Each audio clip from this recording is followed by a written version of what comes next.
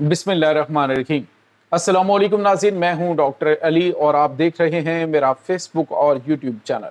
नाज़रीन, बड़ी अहम तरीन डेवलपमेंट्स हैं। बहुत बड़ी खबर कि तुर्की ने बड़ा खड़ा कर दिया है। मुआहिदा लौज़ान को तोड़ते हुए 152 जजीरे वापस लेने के लिए फौज मैदान में उतार दी है, जिसके बाद बड़े बड़े ऐलानात और बड़े इक़दामात तुर्की की जानिब से उठा दिए गए हैं। इसकी तमाम तर डिटेल्स आज के इस व्लॉग में आपके साथ शेयर करेंगे। जबकि दूसरी तरफ नाज़रीन, अमेरिका को सामने बिठाकर चीनी सदर शी जिनपिंग ने आखिरी वार्निंग जारी कर दी है। इसकी भी तमाम तर डिटेल्स आपके साथ हम शेयर करेंगे। वीडियो की तफसील में जाने से पहले अगर आपने हमारे इस चैनल को सब्सक्राइब नहीं किया हुआ तो आपसे गुजारिश है काइंडली इसको सब्सक्राइब कर लें और बेल आइकन को ज़रूर दबा दें ताकि हमारी आने वाली वीडियो सबसे पहले आप तक पहुंच सकें। नाज़रीन, हम आपके शुक्रगुजार हैं जो आप हमारे वीलॉग्स को देखने के लिए वक्त निकालते हैं और कमेंट सेक्शन में अपनी मोहब्बतों का इजहार भी करते हैं। नाज़रीन, इस वक्त सूरत हाल बड़ी तेज़ी से बदल रही है। मामलात खासे कशीदा हो रहे हैं। एक तरफ तो नाज़रीन आपको याद होगा कि फ़लस्तीन की जंग के दौरान भी जो तुर्की और इसराइल है उसके आपस में जो तजारती ताल्लुकात हैं वो जारी रहे। लेकिन अब जब मामलात जो हैं वो अपने ऊपर आए हैं तो फिर बड़ा फैसला लेने पे तुर्की मजबूर हो चुका है। नाज़रीन, इस वक्त तुर्की की जो पार्लियामेंट है उसमें बड़ा मुतालबा ये किया जा रहा है कि जो इंटरनेशनल जो गैस है तेल पाइपलाइन तुर्की से गुजरी अज़रबैजान की, उसको फौरी तौर पे कट किया जाए और ये जो है इसराइल को तेल की फराहमी बंद की जाए।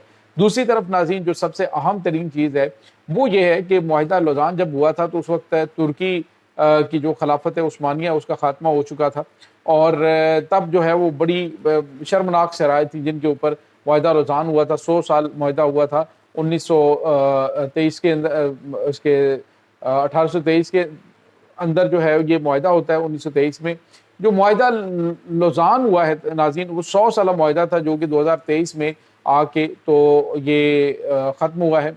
और उस मुआहिदे में जो चीज़ें दर्ज थीं उसमें ये था कि तुर्की के पास जो मौजूद उस वक्त 152 जजीरे थे उनको यूनान के हवाले कर दिया गया था और इस मुआहिदे के तहत वो उसका जो है वो मालिक बन बैठा था। उसके बाद नाज़रीन अब कुछ जजीरे तो ऐसे हैं जो कि तुर्की से महज 5 किलोमीटर के फासले पर हैं, यानी तुर्की की समुद्री हदूद में 5 किलोमीटर के फासले पर हैं, लेकिन उनके ऊपर जो अमलदारी है वो यूनान की है।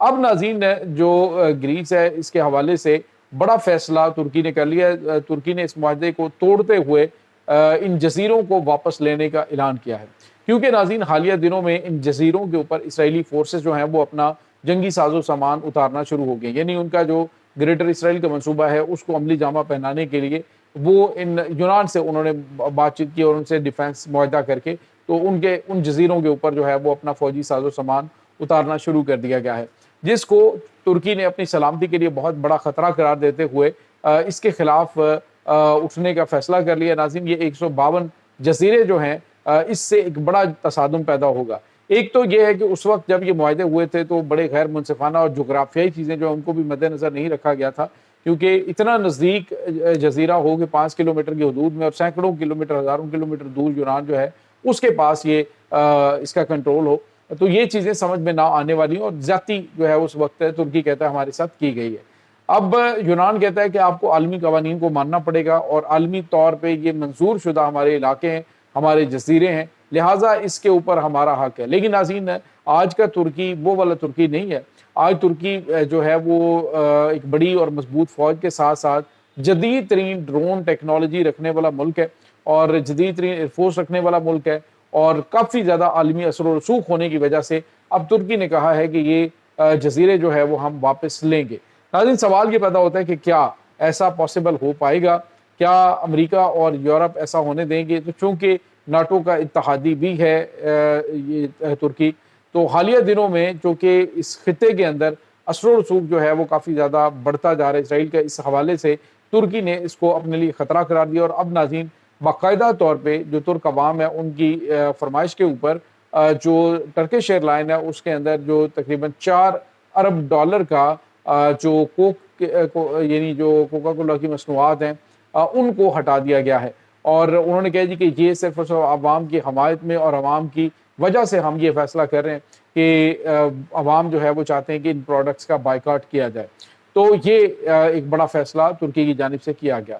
دوسری طرف ناظرین جو بڑی اور اہم ترین ڈیولپمنٹ ہے وہ یہ ہے کہ ایک طرف تو امریکہ اور چائنا کے درمیان بات چیت جو ہے وہ چائنا کے اندر جاری ہے، اور دوسری طرف چینی صدر شی جن پنگ نے بات سامنے بٹھا کر امریکی صدر ڈونلڈ ٹرمپ کو وہ کھری سنا دی۔ انہوں نے کہا کہ امریکہ تائیوان کے معاملے سے خود کو الگ رکھے، تائیوان کو سپورٹ کرنا بند کر دے۔ اگر سامنے آتا ہے تو پھر ڈیفینیٹلی ایک بڑا بحران پیدا ہو جائے گا، ایک بڑا تصادم پیدا ہو سکتا ہے دونوں ممالک کے درمیان۔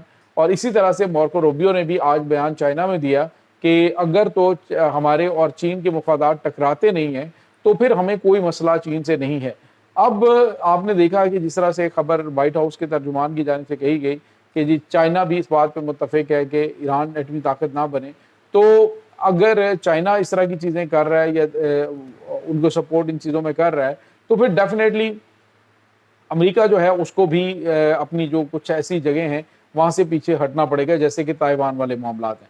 تو ناظرین چائنا نے واضح طور پہ اسے اپنی ریڈ لائن قرار دیا اور امریکی صدر سے کہا کہ اگر آپ نے اس میں مداخلت جاری رکھی تائیوان کے اندر تو پھر ہمارے درمیان ایک بڑی جنگ ہو سکتی ہے۔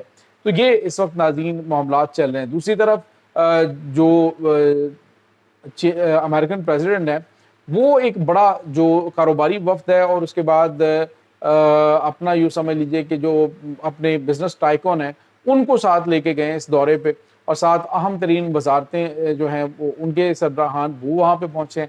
تو یہ جو دورہ ہے یہ بہت غیر معمولی اور بڑا اہم دورہ ہے۔ اس وقت دنیا جو ہے اس دورے کو بڑا غیر معمولی طور پہ دیکھ رہی ہے۔